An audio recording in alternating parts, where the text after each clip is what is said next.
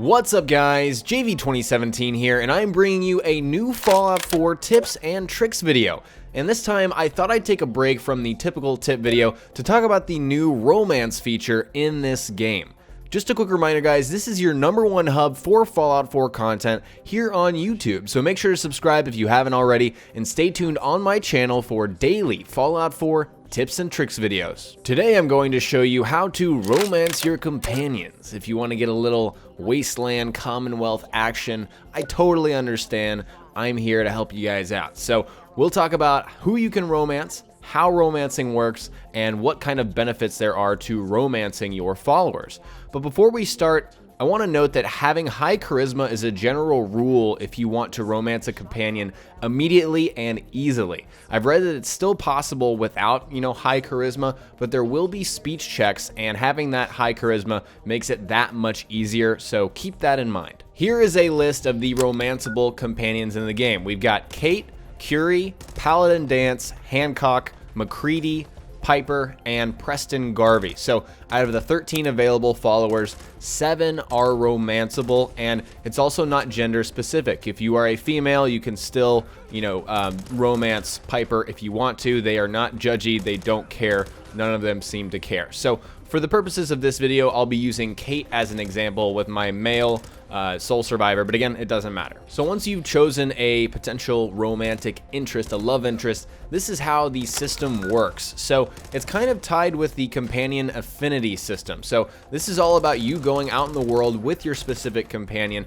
and then that companion judges you. You'll do certain things, and then your potential, romance will either agree with that or not agree with that. They'll like that, they won't like that. For example, with Kate, she really likes it when you lockpick stuff because she knows how to lockpick and she's a dirty thief, and if you pickpocket from people, she likes that as well. But if you're like friendly to ghouls, Kate does not like that. So it's kind of tied into this companion affinity. In order to romance somebody, you have to have maxed out their companion affinity. And once you've kind of climbed that companion affinity ladder, you will unlock certain dialogue options. So basically, your companions will approach you and they'll say something like, "Can I talk to you for a minute?" And that'll open options for you to romance them. Now you may be wondering, how do I know when they're gonna do this?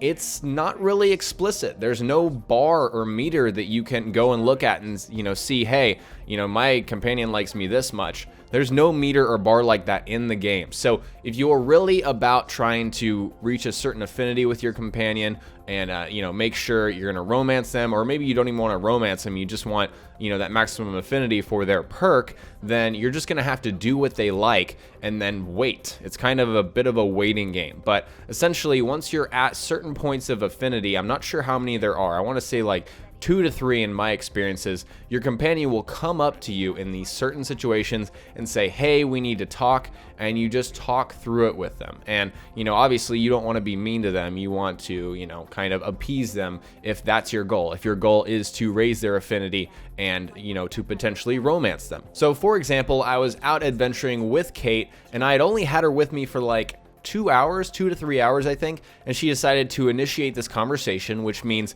my affinity with her affinity level was at a certain point where that, would initiate. So she talked to me, and after a certain part in the conversation, there was an option to either flirt or romance her.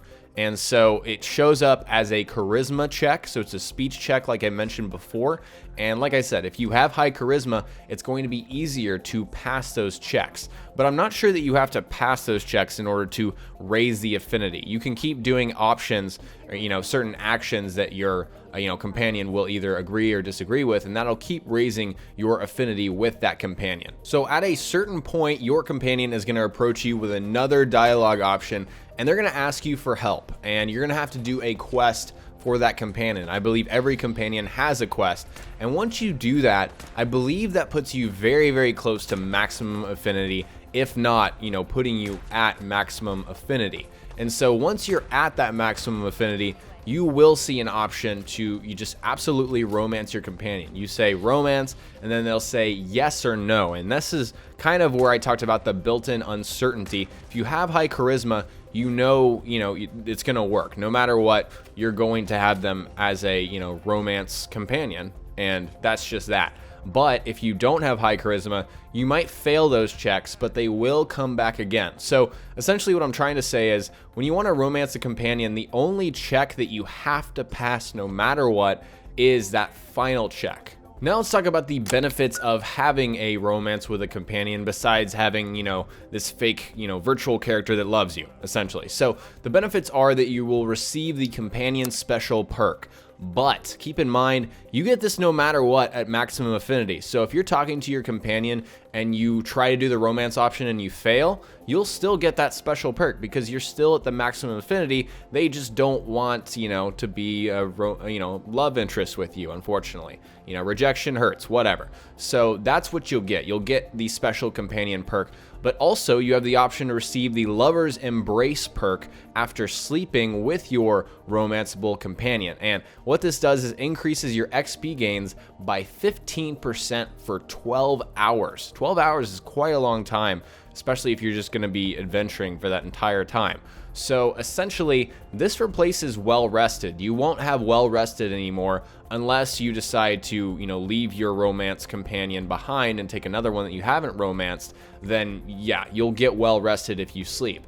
But if you're adventuring with your companion, they're with you, and you try to sleep in a bed, you will automatically get Lover's Embrace. That's just how it works. Here are some more just general facts that aren't specific. So you can actually sleep with other characters in the world, just random people out there that are looking for, some soul survivor action, essentially. An example is Magnolia in the Third Rail Bar in Good Neighbor. She's the singer. You can actually just sleep with her. You can flirt with her, and that can go places if that's something you want to do.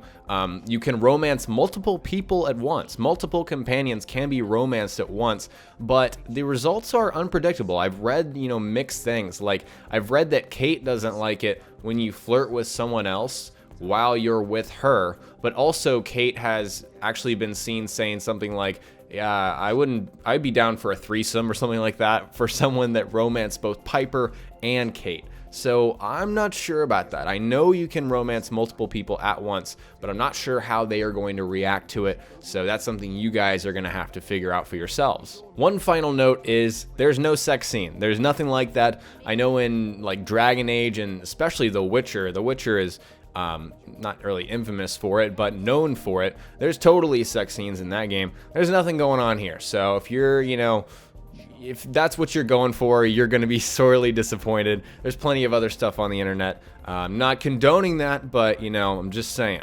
So what I want to know is, will you romance a companion after watching this video, or have you already romanced a companion? Again, there's 7 different options, so there's a lot of different options to go around out there. Who do you have your eyes on? If you really want to share that in the comments, feel free to do so.